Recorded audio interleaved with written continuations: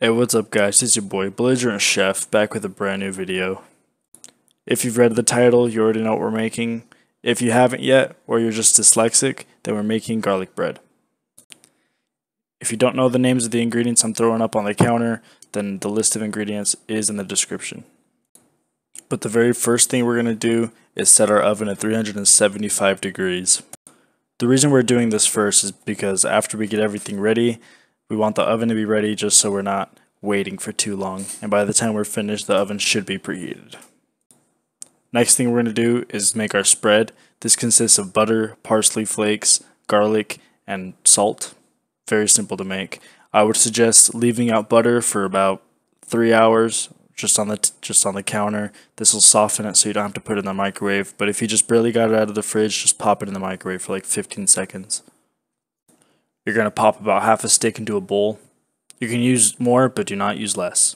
In the bowl, after we put the butter in the bowl, we're going to start with the garlic. We're not going to mince it.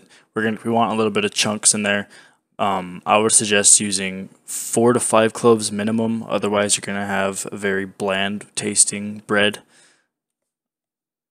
Basically, what you're going to do is you're going to grab your chef's knife, grab your cloves, smash the cloves, cut them into little choppy bits, and then throw it in the butter. It's not very difficult. Make sure you guys add salt.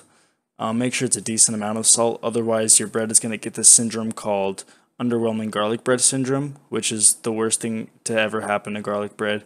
So make sure you guys add a decent amount of salt. What a decent amount is, I'll let you guys decide, but just trust me, add a decent amount.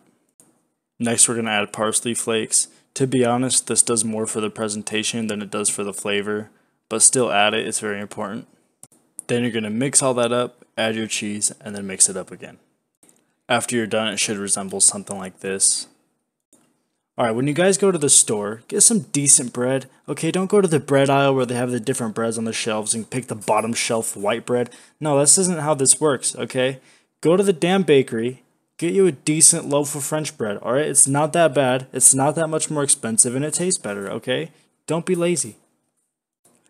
We're going to cut off the ends of the bread and then eat them because I know you guys are hungry. Then after that, we're going to cut it in half. I had to stop about midway through because I heard this. Even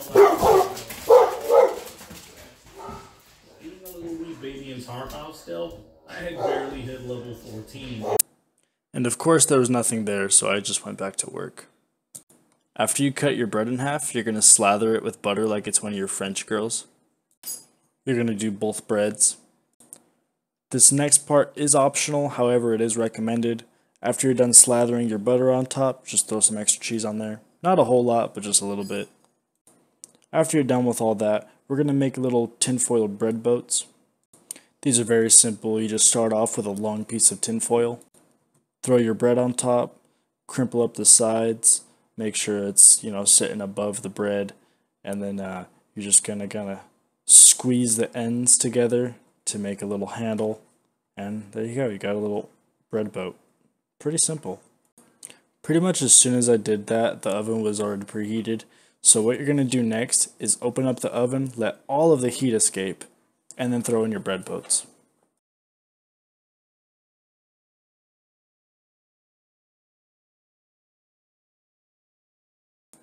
The way to tell if your bread is done is if the cheese on top is melted. Now, as you can tell, the cheese on top was melted, but I wanted them in there for just a little bit longer. And by leave them in a little bit longer, I meant forget about them for about 20 minutes and come back when the tops are burnt. I forgot about it, and it kind of didn't burn, but didn't come out the way I wanted it to, I guess. So this one's perfect. This one's perfect, absolutely. This one, on the other hand, not as. It's still gonna be good, but just not chewy like you want it. But it's okay, it's fine. People make mistakes. I can't always be perfect. Now, although I left him in there for longer than I wanted to, this was pretty freaking good, I'm not gonna lie. I could imagine if you use really, really sharp cheddar and you let it burn on the top like that, get all crispy, it would taste amazing. But I was just using, medium cheddar just because they don't have sharp cheddar at my store for some reason. But yeah, it was pretty good, can't lie.